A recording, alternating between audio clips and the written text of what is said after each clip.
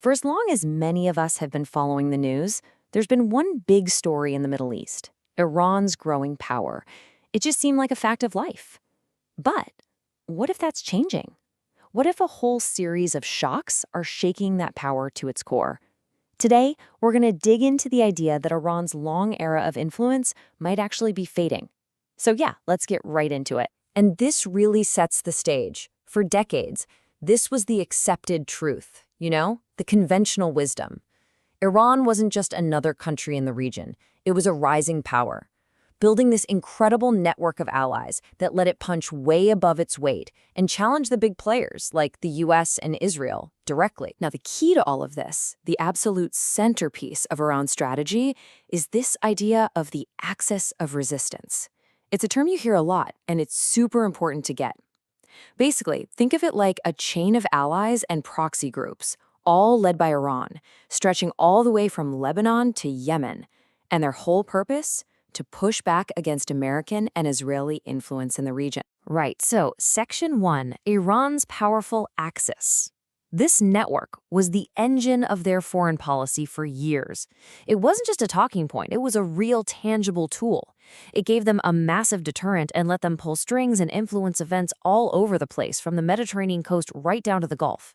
I mean, this network was their power. So the takeaway here was pretty clear for a long time. Iran was on the up and up, strong, getting stronger, and constantly expanding its reach.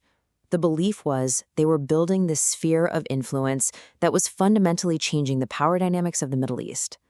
That was the story everyone told. But is that story still true?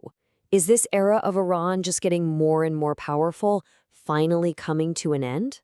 Because, a whole bunch of things have happened lately that are really challenging that old idea, making us ask, just how durable is that power, really? Okay, Section 2, the axis begins to crack.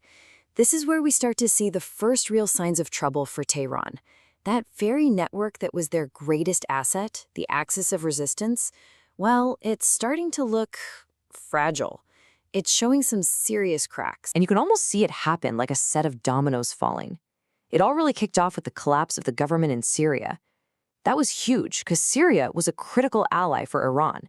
It was like their highway for getting weapons and supplies to Hezbollah and Lebanon. Once that link was cut, bam, Hezbollah is suddenly isolated. They're kind of stuck. Then you look at what happened with Hamas. The conflict in Gaza absolutely wrecked their capabilities. And it also showed that Iran's help, well, it had its limits. It really makes you see how one piece falling can threaten the whole structure. So let's move on to Section 3, pressure inside and out. It's not just Iran's allies that are in trouble. A country's foreign policy is really just a reflection of what's happening at home. And right now, things inside Iran are complicated. They're facing a massive crisis. A huge part of that is the international sanctions. For years, this maximum pressure campaign has been tightening its grip on the Iranian economy. And at this point, you just can't ignore the damage it's done. It's had a devastating effect. And this chart really paints a stark picture.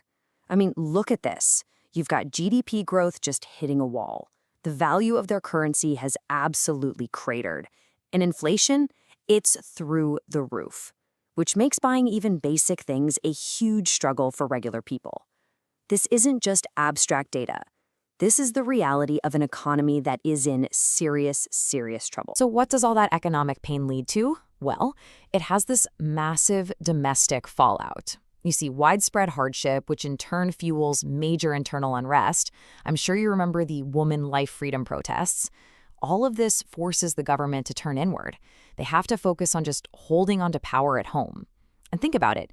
If you're spending all your energy and money just trying to keep things from falling apart internally, you're a lot less likely to want to get into costly and risky conflicts overseas. All right, next up, Section 4, a new regional game. So, as if a fracturing alliance and massive problems at home weren't enough, the whole neighborhood is changing around.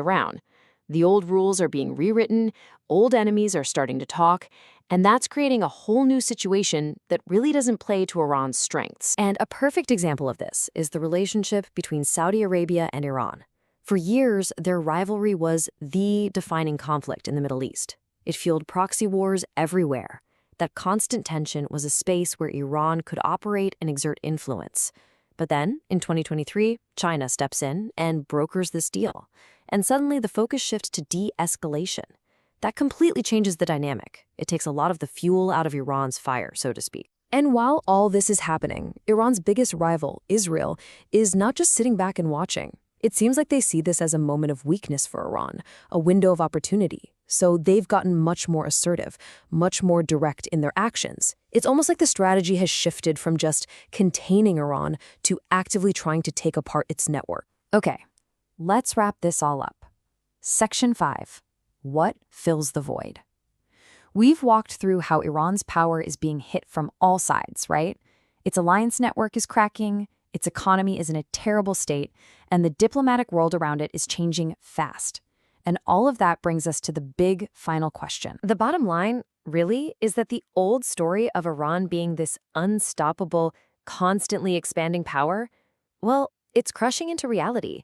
There's a lot of evidence now that suggests its ability to influence events around the region is just not what it used to be. It's weaker than it's been in a long, long time. And that leaves us with this one really important final thought. Whenever a major power starts to fade, it leaves a vacuum. So maybe the question we should be asking isn't if Iran's influence is declining, but what's going to fill that void? Who is going to step up? And does that make the Middle East more stable? Or does it just kick off a whole new, unpredictable, and maybe even more volatile chapter? That's the huge question hanging over the region right now.